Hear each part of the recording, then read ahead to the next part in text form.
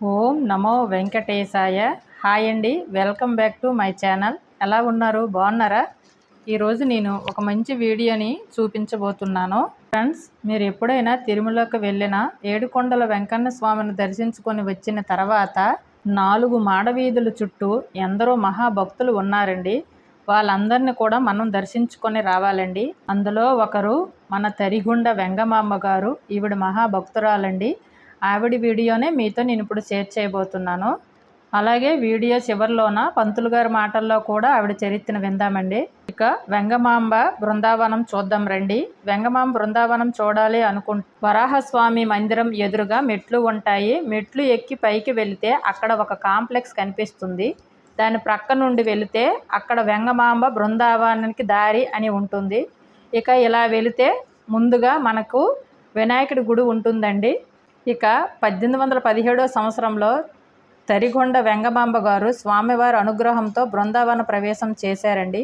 వెంగమాంబ గారు యోగ మార్గంలో వెళ్ళి శ్రీవారిని మూల విరాట్ని దర్శించుకొని వచ్చేవాళ్ళు. ఈ స్థలం చాలా పవిత్రమైనది ఫ్రెండ్స్. ఆవిడ సమాధిని కూడా ఇక్కడ మీరు చూడవచ్చును. మేము వెళ్ళేటప్పుడు వర్క్ జరుగుతుందండి. ఇప్పుడు చాలా బాగుందండి. మీరు ఎప్పుడు తిరుమల వెళ్ళినా తప్పకుండా అమ్మను దర్శించుకొని రండి ఫ్రెండ్స్. ఇక్కడనే ఆవిడ చిన్న గుడిసెలో ఉండి నిత్య అన్నదానం చేసేవాళ్ళు. తులసి వనం కూడా పెంచేవాళ్ళు. ఇక చివరగా ఇక్కడ ఉన్నటువంటి ఆలయ అర్చకుల మాటల్లో వెంగమాంబ గారి చరిత్ర గురించి వినండి ఫ్రెండ్స్. తరిగొండ వెంగమాంబ,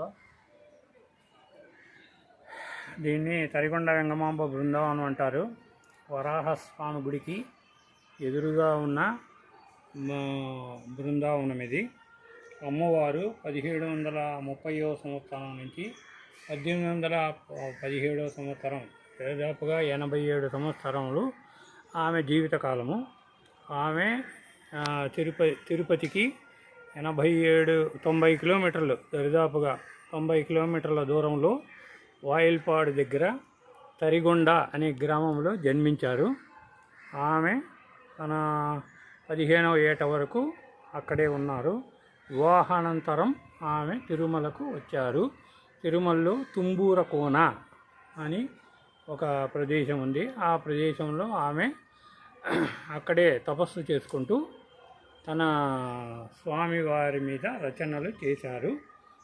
ఆమె తిరుమల గురించి తిరుమల వెంకటాచల మహత్యం అనే ఒక గ్రంథంలో ఈ తిరుమల యొక్క ప్రాశస్త్యాన్ని స్పష్టంగా తెలియజేశారు. ఆమె ఇక్కడే ఈ జీవ సమాధి అయి ఉన్నారు. జీవ సమాధి కాబట్టి దీన్ని బృందావనం అని అంటారు. ఈమె ఏకాంత సేవలో స్వామికి హారతి ఇచ్చేది. ఈ ఎదురుగానే పుష్కరిణి పక్కన ఆమె ఇల్లు ఒకటి ఉండేది. స్వామివారు ప్రదక్షిణ చేసేటప్పుడు 4 మాడా వీధుల్లో ఒక మాడా వీధిలో, అంటే ఈ నార్త్ మాడా వీధిలో స్వామివారు ప్రదక్షిణం చేస్తూ తీసుకెళ్ళేటప్పుడు వాహనము అక్కడ ఆగిపోయింది. అప్పుడు అక్కడ ఉండే వారంతా ఎందుకు ఆగిపోయింది అని ఆశ్చర్యాన్ని వ్యక్తం చేస్తున్నారు. అప్పుడు ఇక్కడ వెంగమాంబ ఇల్లు ఉంది కాబట్టి ఇక్కడ ఆగిపోయి ఉండొచ్చు అని లోపలికి వెళ్ళారు. లోపలికి వెళితే వెంగమాంబ గారు స్వామివారికి పూజ చేస్తూ స్వామివారిని ధ్యానం చేస్తూ ఉన్నారు. అందువల్లే వాహనం ఆగిపోయింది.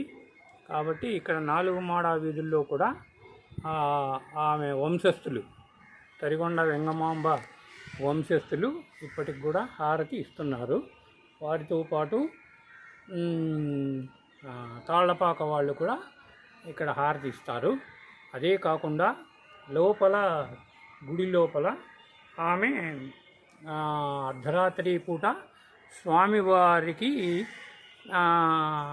అదృశ్యంగా కనపడి ఆమె పూజలు చేసుకునేది.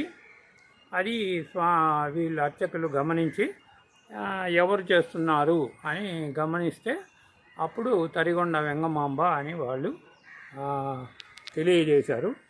అందువల్ల టీటీడీ వాళ్ళు తరిగొండ వెంగమాంబ తరఫున ఏకాంత సేవలో స్వామికి హారతి ఇచ్చే యొక్క కార్యక్రమాన్ని పెట్టారు. ఇప్పుడు వంశస్థులు కూడా ఆ హారతి ఇస్తారు. హారతి తీసిన తర్వాత గుడి తలుపులు తాళం వేస్తారు. మళ్ళీ సుప్రభాత సేవలో గుడి తీసిన తర్వాత స్వామివారిని లోపల పెట్టిన తర్వాత దర్శనానికి అందరినీ అలౌ చేస్తారు. అది జరుగుతున్న కార్యక్రమం.